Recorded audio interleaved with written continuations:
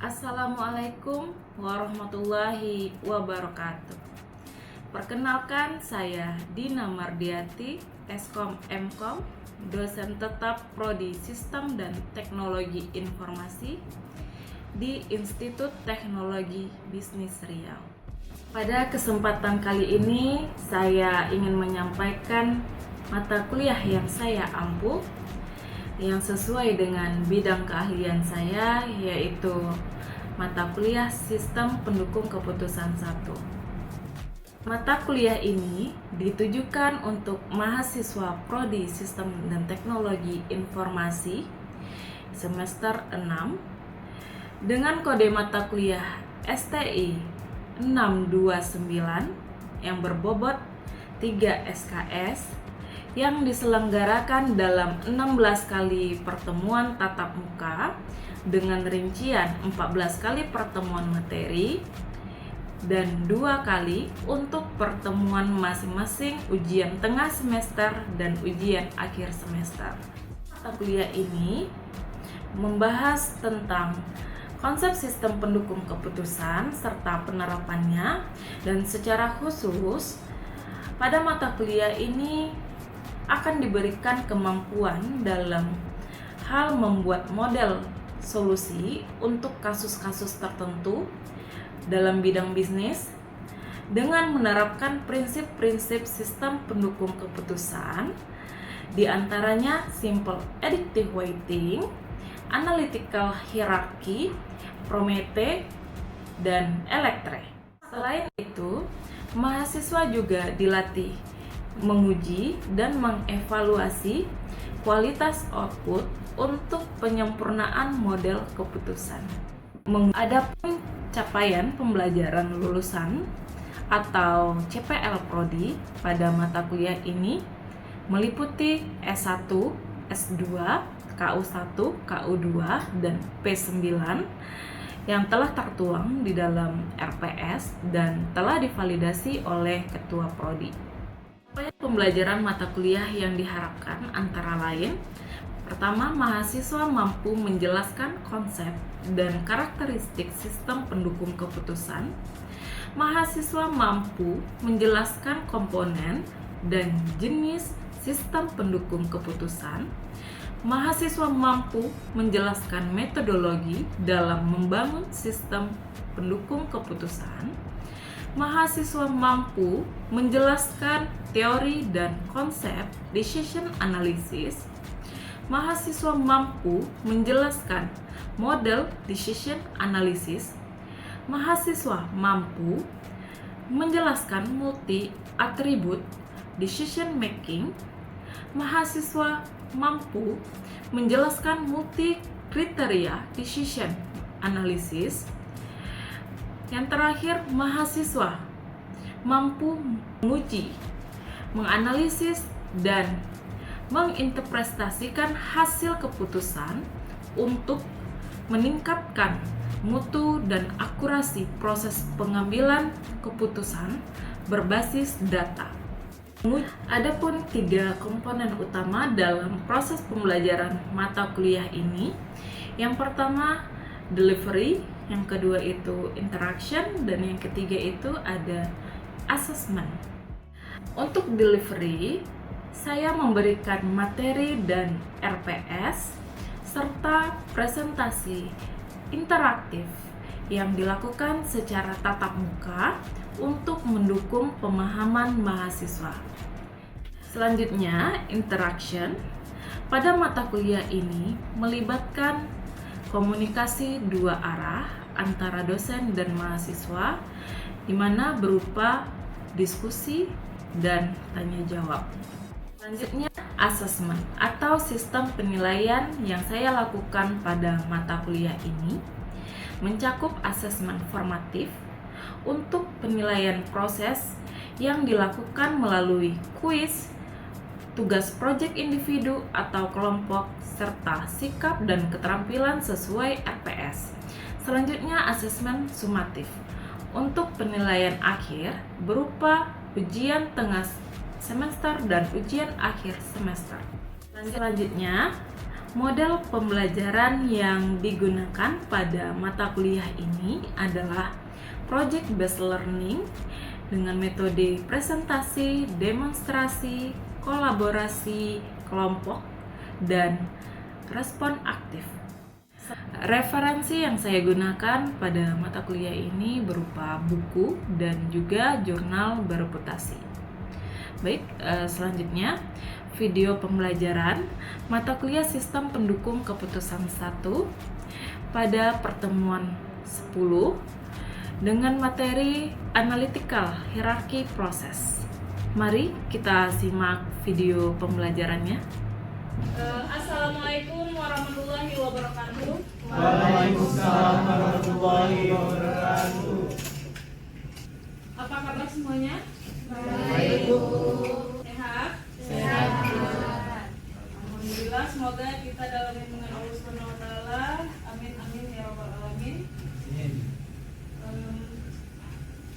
Untuk hari ini pertemuan kita yaitu terkait metode AHP ya.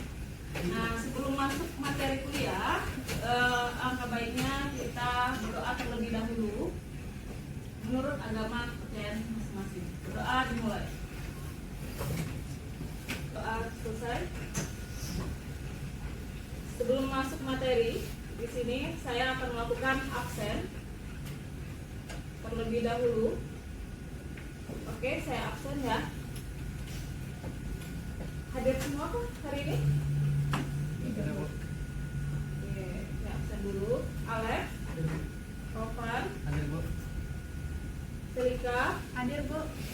Sebelum masuk materi, di sini saya akan mengulas terlebih dahulu pertemuan sebelumnya, yaitu tentang metode SAW.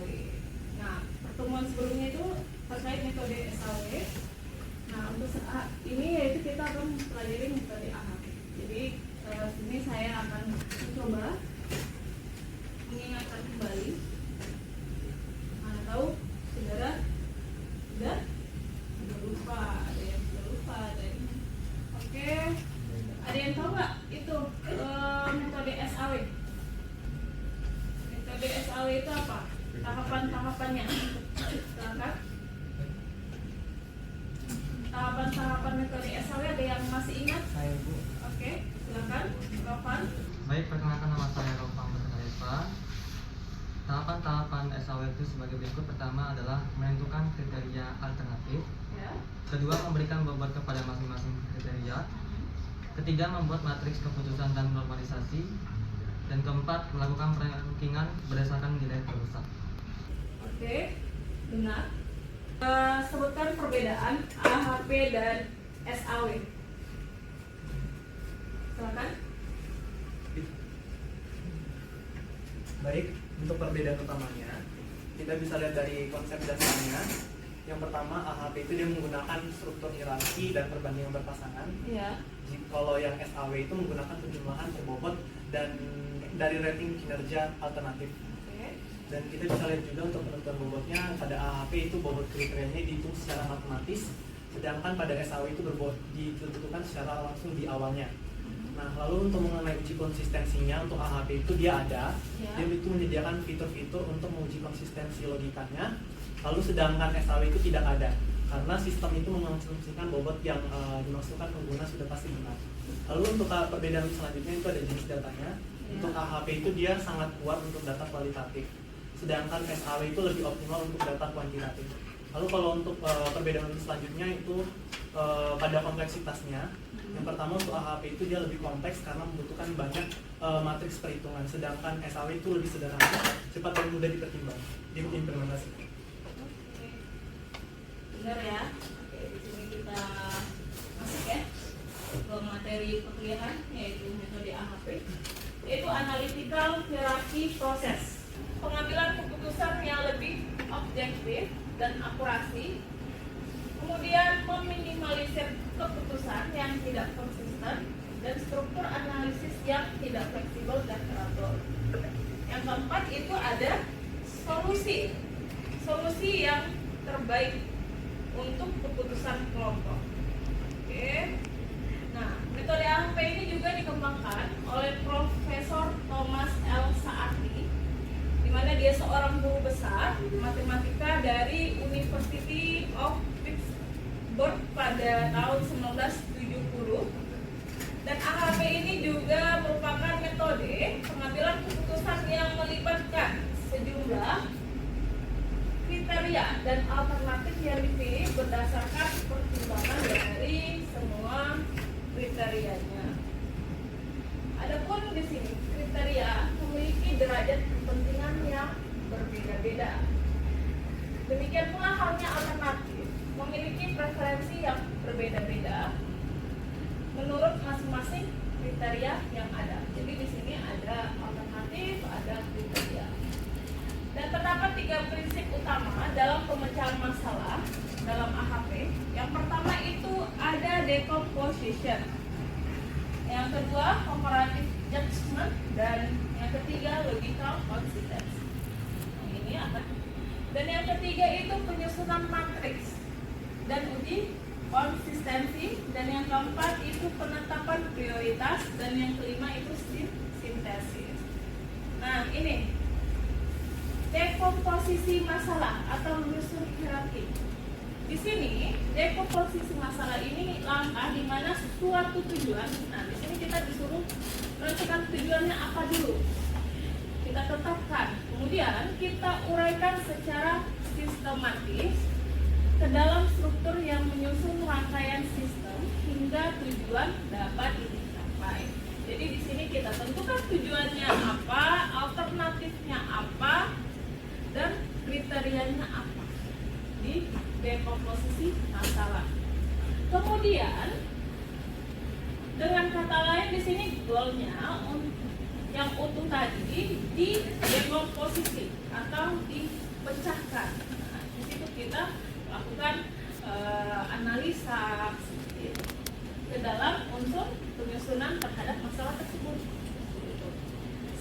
Selanjutnya kriteria ditetapkan, yaitu menentukan alternatif atau pilihan penyelesaian masalah. Jadi ada tujuan, ada kriteria, ada alternatifnya apa. Nah, itu dari masalah tadi kita tentukan. Nah, ini hierarkinya. Maka kita dekomposisi. Nih, tujuan, ada kriteria, baru pilihan-pilihan untuk menghasilkan keputusan. Oke. Selanjutnya penilaian. Di sini adalah penilaian atau pembobotan yang dimaksudkan untuk membandingkan nilai pada masing-masing kriteria guna untuk mencapai tujuan.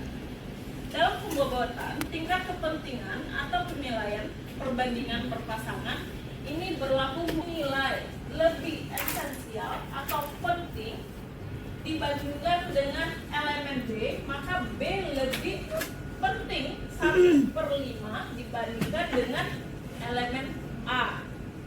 Nah, apabila elemen A ini sama pentingnya dengan B, jadi kalau misalnya A sama B itu sama gitu, sama-sama penting, maka nilainya 1. Gitu. Nah, ini ada penilaian atau pembandingan elemennya. Dapat dilihat itu. Yang pertama, nilai 1, kriteria atau alternatif A sama penting dengan kriteria atau alternatif B. Untuk nilai 2, kapan kita kasih? Apabila si A ini mendekati sedikit lebih penting dari nilai B. Dan yang ketiga, A sedikit lebih penting dari B. Dan yang keempat, A itu mendekati lebih penting dari B. Dan yang kelima, A lebih penting dari B. Yang keenam, A mendekati sangat penting dari B. Yaitu A1-nya 1, berarti di B1-nya A1-nya 2, berarti di B1-nya 1/2, seperti itu. A2-nya 3, berarti di B2-nya 1/3, seperti itu. Nah, itu. Oke. Nah, ini contoh, kita masuk ke contoh ya. Seseorang ingin membeli sebuah rumah di kota Semarang. Kriterianya untuk memilih rumah adalah lokasi yang kita lihat. Yang kedua, harga, desain, dan fasilitas. Nah, itu. Dan kemudian dari 4 lokasi itu akan menjadi alternatif. Nah, lokasinya ada apa aja? Taman Bukit Asrinya, kita melakukan penjumlahan nilai matriks. Nah, di sini kita melakukan analisanya. Yang mana yang lebih penting? Yang mana yang penting saja? Yang mana yang sangat penting? Nah, hasil dari analisis diperoleh perhitungan pembobotan untuk semua kriteria. Di sini ada harga dibanding dengan lokasi. Jadi di sini nilainya 2. Kenapa? Karena harga mendekati sedikit lebih penting dari lokasi. Kemudian dilihat lagi dari desain dibanding lokasi. Dan nilainya 3 itu, yaitu desain sedikit lebih penting dari lokasi. Begitu juga fasilitas dibanding dengan lokasi. Itu berarti nilainya 5. Di mana dia fasilitasnya lebih penting dari lokasi. Kemudian desain sama dibanding dengan harga.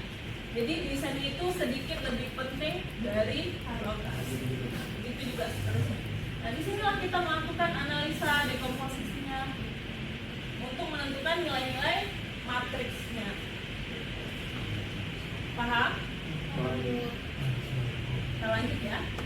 Nah, setelah kita melakukan analisa yang ini, maka kita memperoleh nilai ini, nilainya dari hasil perbandingan tadi. Oke. Jadi di sini lokasinya dibanding lokasi itu 1, harga dibanding dengan harga itu 2.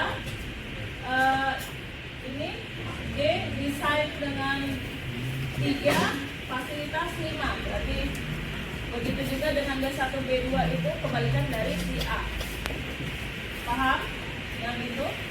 Nah, kemudian setelah itu kan masih pecahan ya. Karena masih pecahan, kita ubah dulu ininya ke desimal. Bisa kan? Oke. Setelah itu, langkah selanjutnya kita melakukan normalisasi. Pada tahap normalisasi ini dilakukan pembagian dengan jumlah dari barisnya. Nah, di situ ada 1, 2, 3, dan 5. Totalnya berapa? 11. Enak. Nah, totalnya 11. Jadi bagaimana kita melakukan normalisasinya? Jadi kita melakukan pembagian. 1 dibagi 11, 2 dibagi 11. Begitu seterusnya. Ini tinggal saudara kalikan bobot yang tadi yang ini kalikan dengan yang ini. Oke, berarti 0,085 dikali 11 hasilnya 0,935. 0,129 dikali 8,5 sama dengan 1,096. Jadi bobot dikali dengan totalnya.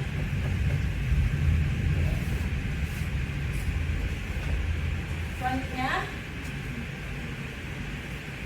setelah kita mendapatkan eigen value-nya, nah di sini kita melakukan perhitungan konsistensinya, yaitu konsistensi indeks dan konsistensi rasio dengan rumus seperti yang ada di depan, yaitu rumusnya CI sama dengan eigen value dikurang N per N dikurang 1. Nah, itu eigen value-nya berapa? Nah, ini dia 4,052. Setelah itu dikurang 4. 4 itu apa? Ordosi matriksnya. Matriksnya 4. Jadi per 4 dikurang 1. 4 dikurang 1, 3. Jadi hasilnya 0,052 per 3. 0,01.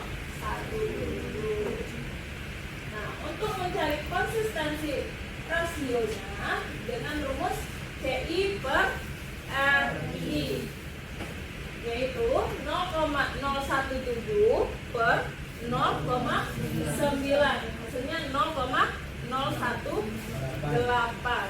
Oke. Di sini Saati menyatakan bahwa suatu matriks perbandingan adalah konsisten bila nilai konsisten rasionya tidak lebih dari sama dengan 0,1 atau 10%. Di sini bagaimana nilainya? Konsistensi rasionya 0,018. Jadi konsisten apa tidak konsisten? Ayo. Konsisten atau tidak konsisten? Konsisten ya. Karena dia di bawah dari 0,1, tidak melebihi. Nah, oke. Dan ini tabel RI-nya ini sudah ditentukan dari saatnya atau penemuannya. Berarti itu untuk mengisi pernya itu ya, Bu, ya? Apa? Mengisi per. CI per RI-nya itu. CI per RI-nya kenapa? Yang RI-nya tuh diambil dari tabel RI ya, Bu, sesuai dengan ordonet. Oh iya, 4 ya. Kalau misalnya ordonya 5, berarti yang pakai 1,12. Iya, benar. Oke, ada lagi yang masih bingung di sini? Udah paham nggak, Bu? Paham? Untuk ini adalah ordo ya. Lokasi, terus di sini alternatifnya tadi Taman Bukit Asri, BSD, di Putra Sumindo. Di sini ada tuh data yang diperoleh, ya kan? Berarti di sini kita melakukan apa? Perbandingan lagi, analisa lagi, alternatif yang ada itu. Jadi kita melakukan perbandingan antara BSD dibanding dengan Taman Bukit Asri. Lokasinya bagaimana? Sedikit lebih penting. Ciputra Sumindo, Taman Bukit Asri. 3, lokasinya sedikit lebih penting. Begitu juga seterusnya itu. Oke. Nah, ini sama cara pencariannya. Kita melakukan normalisasi, ya kan? Dibagi 1 dibagi 10/8 nilai normalisasinya, ya kan? Terus kita menghitung vektornya dengan menjumlahkan. Masih ingat kan? Ya, dimana 0,1 ditambah 0,117 ditambah 0,117 ditambah 0,063, maka hasilnya 0,397. Kali dengan bobot misalnya di sini, ini kan ya, 0,099 dikali dengan 0,085, hasilnya 0,08. Jadi juga itu 0,091 dikali lagi dengan bobotnya berapa? 0,109, berarti 0,011. Ini hasilnya, hasil dari perkalian bobot. Nah, hasil di atas menunjukkan bahwa rumah di lokasi Taman Bukit Asri itu nilainya sebesar 0,33, nilainya paling tinggi. Nah, sehingga menjadi alternatif terpilih. Jadi yang terpilih adalah rumah di lokasi Taman Bukit Asri. Dimana nilainya tertinggi, yaitu 0,33. Sampai sini ada yang mau ditanyakan? Enggak, Bu. Sebelumnya saya mau tanya, kalau saudara tidak ada yang mau bertanya, boleh saya bertanya sama saudara, yaitu tahapan metode AHP tadi apa? Untuk tahap metode AHP itu ada 5, Bu. Yang 1 itu ada di komposisi masalah. Ya. 2 itu ada penilaian pembobotan untuk pembandingan elemen-elemen. 3 3 itu ada penyusunan matriks dan ujian konsistensi. 4 itu ada penetapan prioritas pada masing-masing hierarkinya. 5 itu ada sintesis dari prioritas dan penetapan alternatif terbaik. Oke. Perbandingan tadi. Oke. Kapan sih kita menggunakan metode AHP dan kapan kita menggunakan metode SAW? Siapa yang tahu? Ayo. Sebelumnya saya Sindikat Penjahitan dengan NIM 2501032. Di sini untuk pemilihan metodenya sendiri, AHP dipilih jika kriteria penilaiannya itu sangat banyak, bercabang, punya subkriteria dan didominasi oleh penilaian kuantitatif atau opini yang berakar. Lanjut, jika membutuhkan validasi apakah keputusan tim atau pakar tersebut sudah konsisten secara logika. Contohnya seperti pemilihan strategi bisnis, perusahaan, penentuan lokasi pabrik baru, pemilihan desain produk.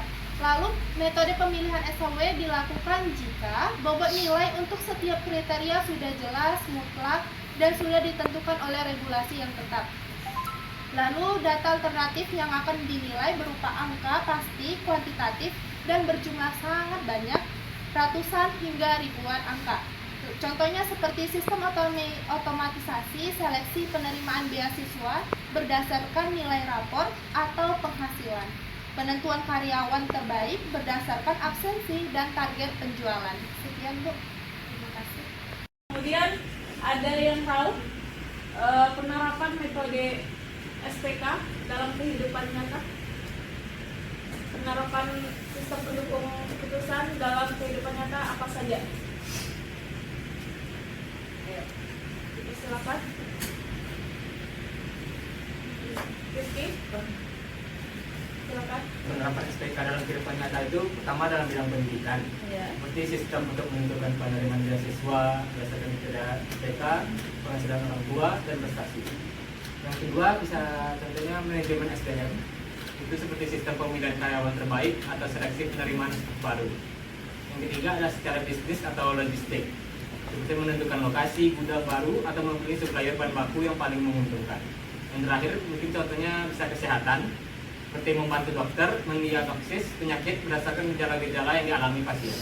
Nah, ada yang masih ingat nggak sistem pendukung keputusan itu apa? Ada yang masih ingat sistem pendukung keputusan itu apa?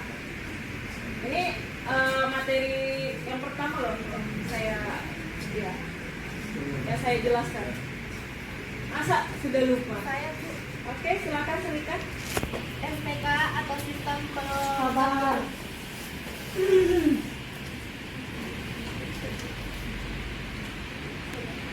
Sistem penentu keputusan atau SPK itu sendiri merupakan sistem berbasis komputer yang dirancang untuk membantu mengambil keputusan terbaik dalam menghadapi masalah-masalah tertentu, terutama masalah yang sifatnya semi terstruktur maupun tidak terstruktur itu.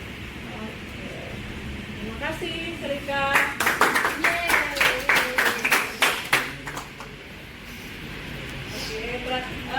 Untuk ini ada latihan, silakan dikerjakan di rumah.